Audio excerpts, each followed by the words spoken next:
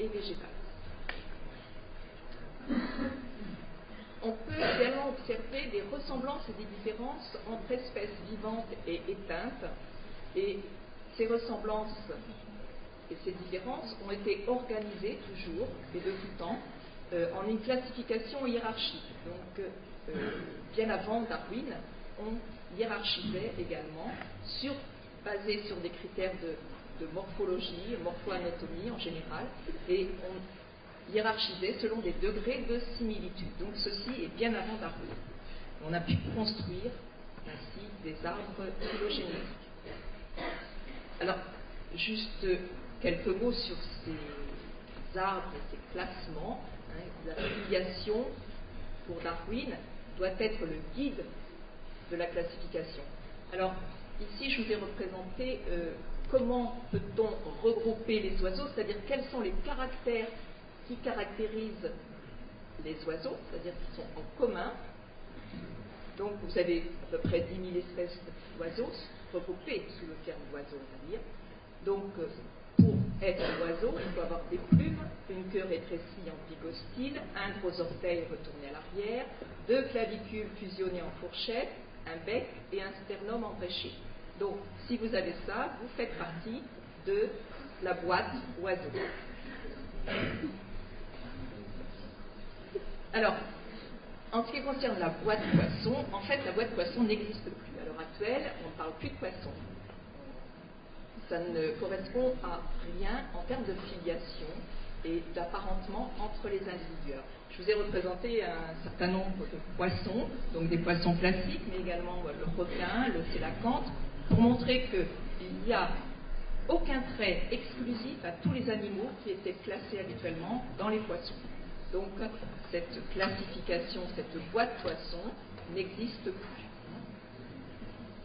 Donc, la classification est fondée uniquement sur les degrés d'apparentement, généalogie et phylogénie, c'est-à-dire les relations de parenté qui existent entre les individus et doivent partager des caractères communs.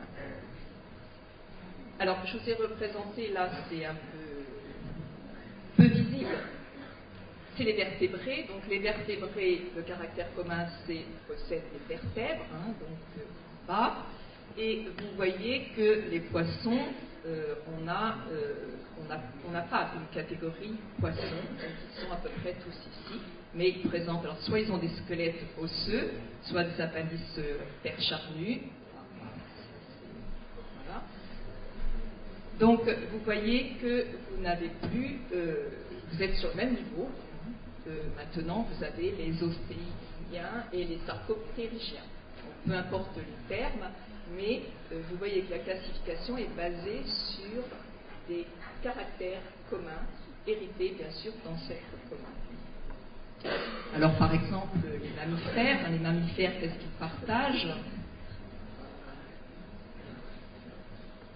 Les mammifères, je ne sais pas où est. Les mammifères partagent les poils et le lait, et donc vous voyez après les marsupiaux, singes et éléphants partagent la glande mammaire, et ensuite les singes et les éléphants partagent le placenta.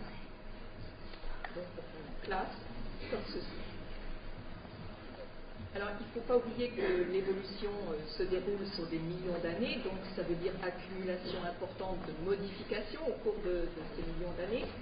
Et plus à l'époque de Darwin, la génétique n'existe pas, on ne connaissait pas le support de l'hérédité, donc on ne savait pas comment se transmettaient les caractères qui étaient réalisés.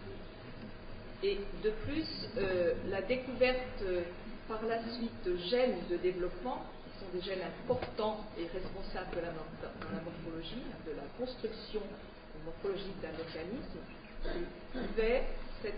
certaines mutations de ces gènes pouvaient entraîner de brusques sauts évolutifs qui donnaient certaines explications d'absence de filiation, de transformation graduelle.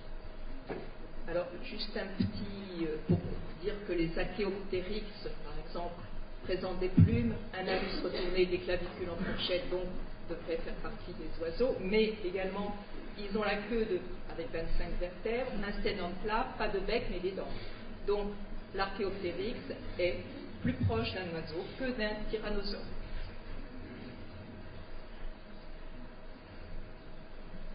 Alors maintenant, on est capable de retracer l'arbre du vivant qui correspond à l'ensemble des hypothèses des relations phylogénétiques, c'est-à-dire les relations de parenté entre les organismes, et ce qui nous donne un schéma comme ceci, où vous avez les trois domaines, c'est mieux que moi, donc les archées, bactéries et les eucaryotes. Alors dans chaque...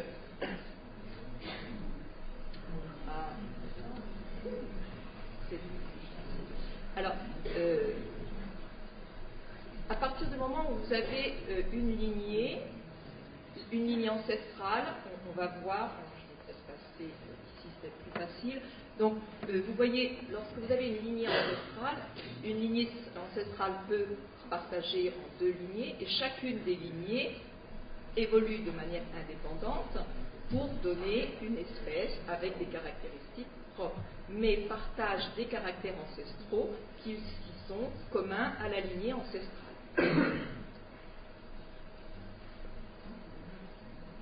Alors, on parle beaucoup de clade maintenant en phylogénie, et en fait un clade regrouperait l'ensemble des individus, espèces, genres qui sont monophylétiques, c'est-à-dire qui présentent un ancêtre commun. Donc je vous ai montré quelques exemples. Donc en vert, vous voyez, vous avez vraiment un clade. Tous ceux qui présentent sont regroupés. En bleu également, puisqu'il n'y en a qu'un, il présente un seul ancêtre commun.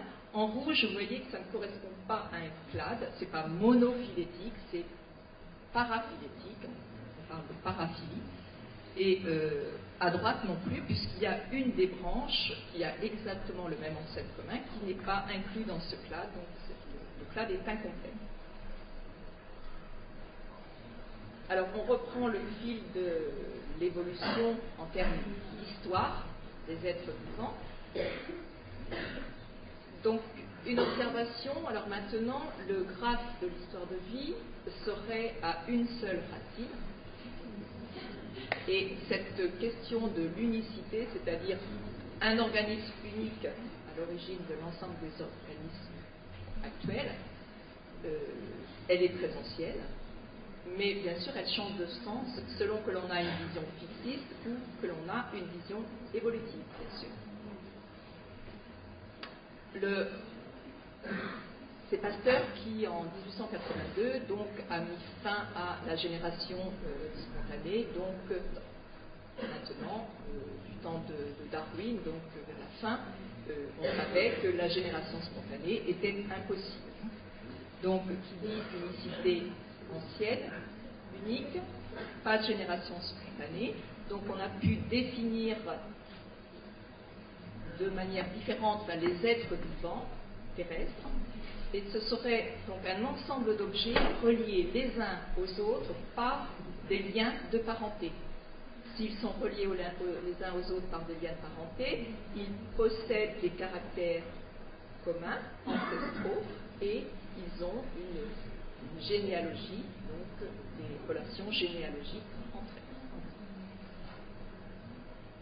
Une autre observation que l'on fait, c'est que l'arbre de vie que je vous ai montré, les relations phylogénétiques, mais l'arbre de vie qui rassemble l'ensemble des organismes, possède des branches mortes. Alors, en effet, le plus simple, c'est l'observation de certains fossiles que l'on ne retrouve pas actuellement, et en particulier, il y a eu des extinctions assez massives. Alors, qui dit extinction dit pas de transmission à la descendance et surtout pas de transformation pour donner une autre espèce.